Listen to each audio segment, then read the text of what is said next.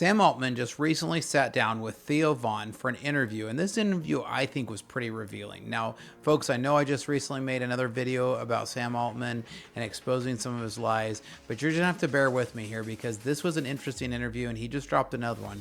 And of course, he's trying to do his press rounds before they drop ChatGPT 5 or to try to do something to maintain some of their developers, which they've been losing in droves.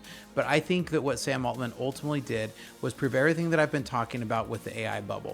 So when the CEO of OpenAI can't give you a straight answer about whether humans should survive and admits he doesn't know where this is all heading and confesses that his own models might destroy kids' mental health and he has no idea what to do about it, then I think, Houston, we have some problems here. The man behind ChatGPT just handed us a roadmap to the AI crash and he doesn't even realize it. So let's dive in and start to look at his own words and see where his own cracks are. Let's jump into this today.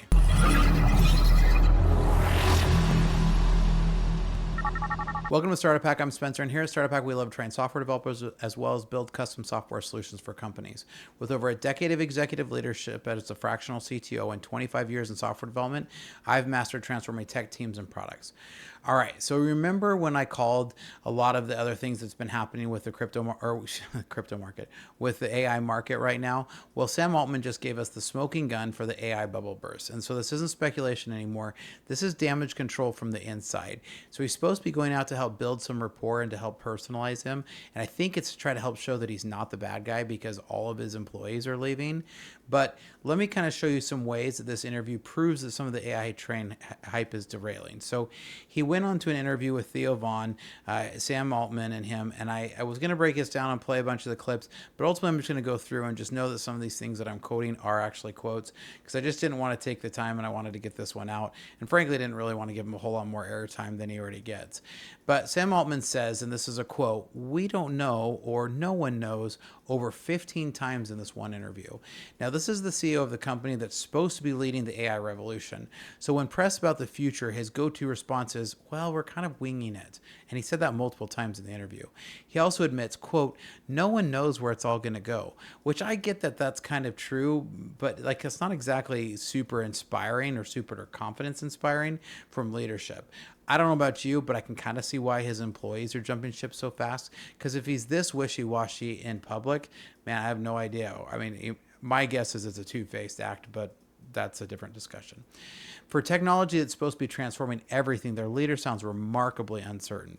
So compared to this bold prediction from 2 years ago, where he talked about all these amazing predictions that were going to be with AI, he's suddenly become really undecisive.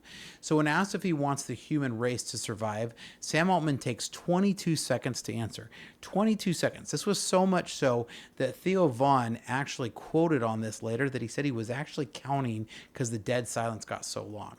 So this isn't philosophical pondering. This is a man who's seen something that terrifies him.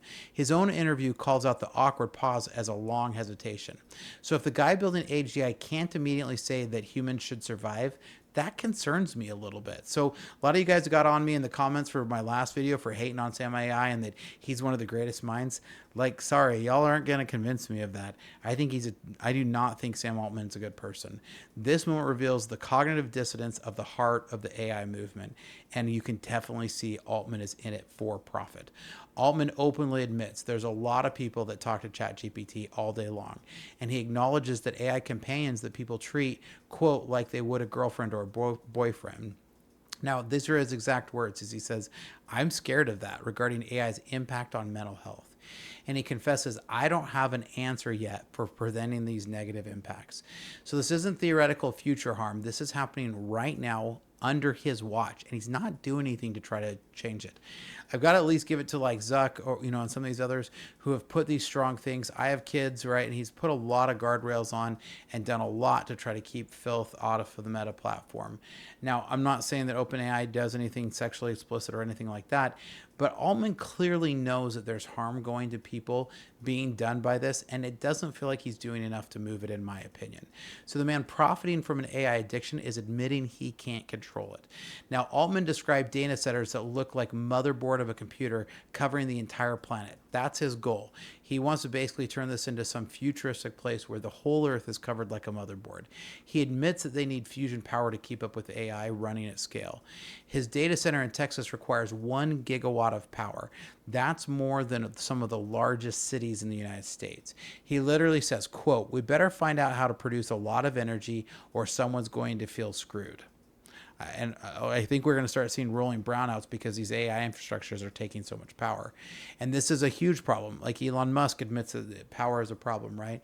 But the infrastructure required that he describes are borderline dystopian, right? This isn't sustainable technology. This is resource consumption on a planetary scale. Now, if you guys have systems that aren't connected in your company and you need help connecting these systems, reach out because we can help. Check out startuphack.com/Spencer. Now, Altman's response to Zuckerberg's poaching of his employees is bring it. And it totally sounds defensive to me when really he's lost so much of his top talent and he keeps saying bring it. I'm not really sure he's really on a good stand to say that. He admits the AI race feels like Formula One, but he can't explain exactly what the finish line is. So when asking what OpenAI is racing towards, he literally says, I don't have a finish line in mind. This isn't strategic competition. This is a panic-driven talent hoarding. Companies are burning billions without clear success metrics. The desperation is showing through this confident facade. Hi, I'm Spencer, a fractional CTO. With over a decade of executive leadership and 25 years in software development, I've transformed technology teams and products for businesses just like yours. As your fractional CTO, you get the strategic guidance of a seasoned technology executive without the full-time commitment, perfect for companies ready to leverage cutting-edge technology without expanding headcount.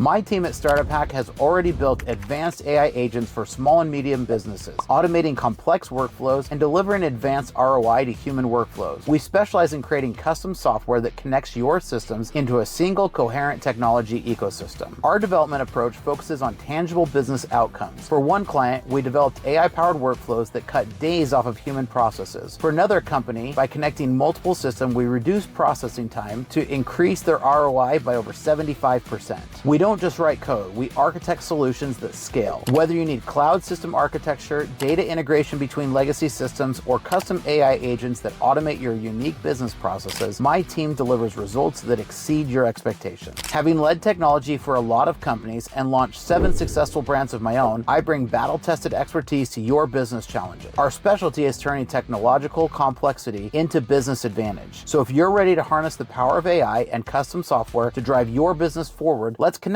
Together, we'll build technology that doesn't just solve today's problems, it positions you for tomorrow's opportunities. Technology leadership, decades of experience, AI powered. Reach out today and we can help you. Check out startuphack.com/Spencer.